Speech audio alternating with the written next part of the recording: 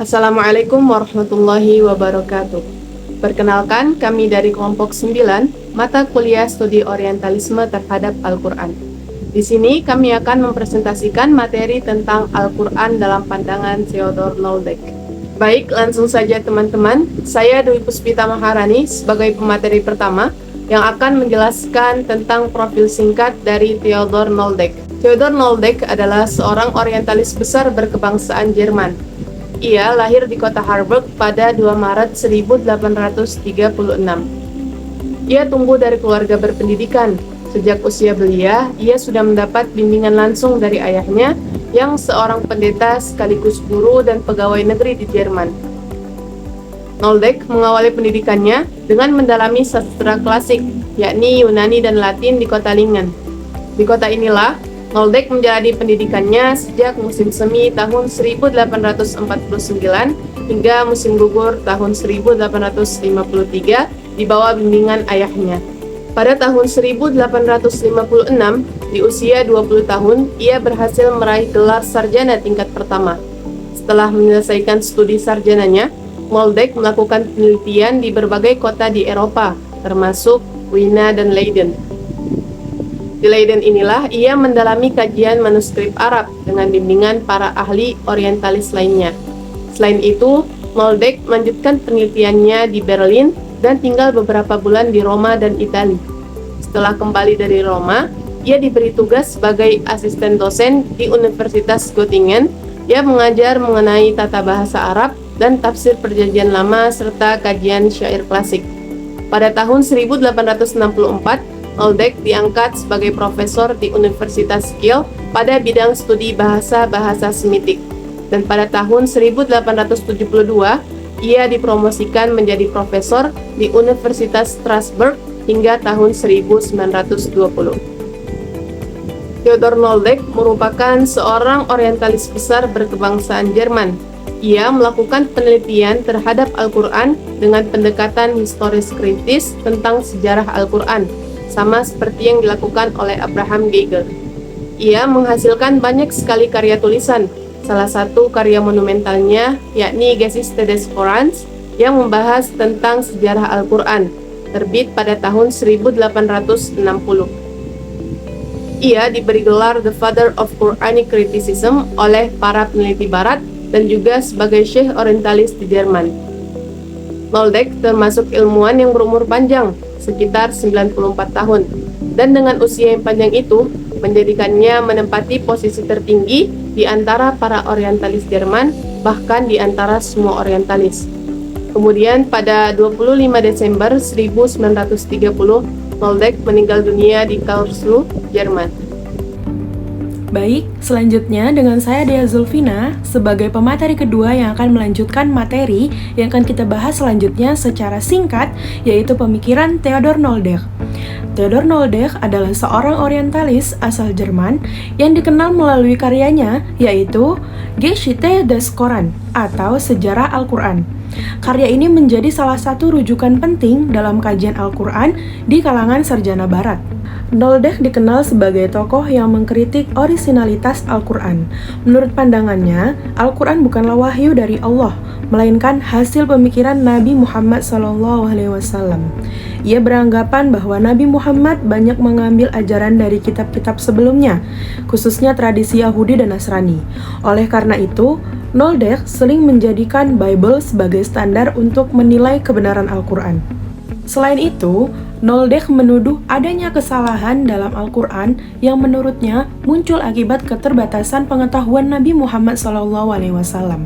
Pandangan ini kemudian menuai banyak kritik, terutama dari kalangan sarjana muslim, karena dianggap merendahkan posisi Al-Quran sebagai wahyu ilahi. Noldek juga menyoroti beberapa istilah dalam Al-Quran. Ia berpendapat bahwa ungkapan La ilaha illallah dan lafaz bismillah telah digunakan dalam tradisi agama sebelumnya. Istilah-istilah seperti furqan dan milah juga dianggapnya sebagai bentuk adopsi dari tradisi terdahulu yang mengalami perubahan makna dalam Al-Quran. Dalam kajian struktural Al-Quran, Noldek membagi surat-surat ke dalam kategori Makkiyah dan Madaniyah, kemudian menyusunnya ke dalam 4 periode pewahyuan. Menurutnya, perbedaan gaya bahasa antar surat menunjukkan perkembangan pemikiran Nabi Muhammad SAW. Surat-surat Makkiyah dinilai lebih puitis dan emosional, sementara surat-surat Madaniyah cenderung lebih panjang dan bernuansa hukum. Noldek juga meragukan proses pengumpulan Al-Quran setelah wafatnya Nabi Muhammad SAW.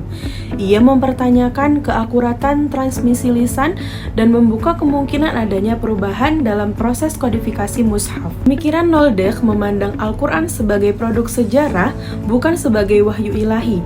Meskipun demikian, pendekatan ini banyak dikritik karena dinilai terlalu subjektif dan minim bukti yang kuat. Kajian terhadap pemikiran Noldek tetap penting untuk dipahami agar kita dapat mengetahui bagaimana Al-Quran dipandang dalam tradisi kajian barat, sekaligus memperkuat pemahaman kita sendiri terhadap Al-Quran.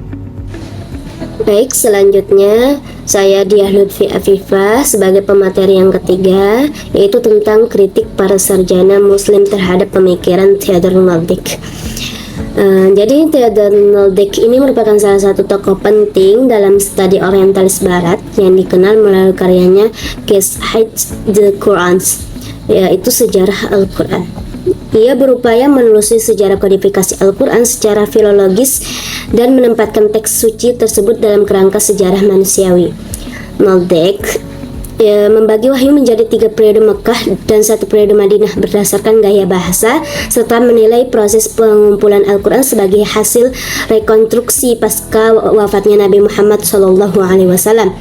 Pandangan ini banyak menuai kritik dari sarjana muslim yang menilai pendekatan Noldek ini mengandung bias epistemologi dan tidak memahami hakikat wahyu dari sudut pandang Islam. Di antaranya beberapa tokoh, yakni yang pertama yaitu Muhammad Mustafa Al-A'zami dalam karyanya yaitu The History of the Quranic Text from Revelation to Completion. Al-A'zami itu menolak klaim Noldek bahwa teks Al-Quran disusun secara bertahap oleh komunitas muslim setelah wafatnya Nabi. Ia membuktikan melalui data hadis dan sejarah bahwa penulisan serta penghafalan Al-Quran telah dilakukan secara sistematis sejak masa kenabian. Menurut Al-A'zami, para sahabat berperan sebagai penjaga teks wahyu yang terjamin dari perubahan, baik secara oral maupun tertulis.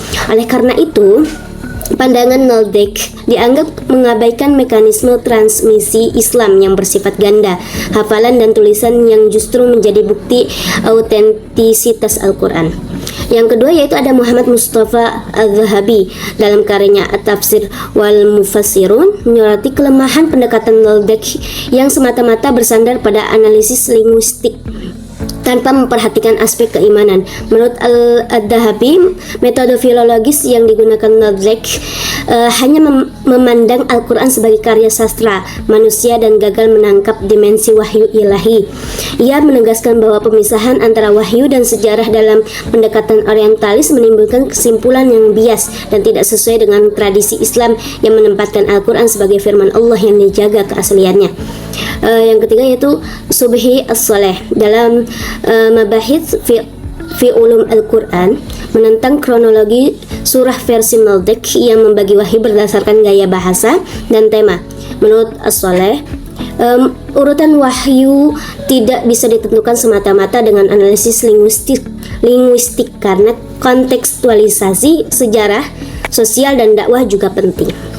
Kemudian ada Muhammad Hamidullah dalam Introduction to the History of the Quran membantah asumsi Noldek tentang adanya revisi teks. Ia menunjukkan bukti manuskrip yang konsisten dari abad pertama Hijriah dan menegaskan bahwa penyatuan mushaf oleh Utsman bukan perubahan teks, melainkan standarisasi. Kemudian ada yang masa modern yaitu Fazlur Rahman dalam Major the Themes of the Quran mengkritik pendekatan Noldek dari sisi teologis yang menilai reduksi Al-Quran menjadi fenomena sejarah semata gagal memahami pesan moral dan transenden Al-Quran. Nah, di Indonesia sendiri pengaruh Noldek terlihat dalam perkembangan studi ulum Quran dan kajian sejarah teks Al-Quran di perguruan tinggi Islam modern. Banyak sarjana muslim Indonesia menggunakan metodologi orientalis sebagai titik awal kritik atau perbandingan sambil tetap mempertahankan perspektif tradisional Islam mengenai otentisitas teks. Misalnya karya-karya ada beberapa Muhammad Hamidullah yang dijadikan rujukan di berbagai universitas di Indonesia menanggapi pemikiran Noldik dengan menekankan bukti manuskrip dan sanad bacaan dari tradisi Islam untuk memperkuat keaslian teks Al-Quran. Banyak banget tentang beberapa sejarah muslim yang mengkritik ya teman-teman. Nah, dari 5 tokoh dan studi kontemporer di atas dapat disimpulkan bahwa kritik sarjana muslim terhadap Noldik ini menekankan perlunya pemahaman Al-Quran sebagai wahyu ilahi yang tetap otentik ya, bukan semata teks sejarah. Pendekatan ilmiah terhadap Al-Quran sah dilakukan, tetapi harus seimbang terhadap Al-Quran, seimbang antara metodologis kritisnya dan penghormatan terhadap dimensi wahyu dan tradisi autentik Islam. Mungkin cukup sekian yang dapat kami sampaikan pada materi-materi ini. Kami akhiri. Wassalamualaikum warahmatullahi wabarakatuh.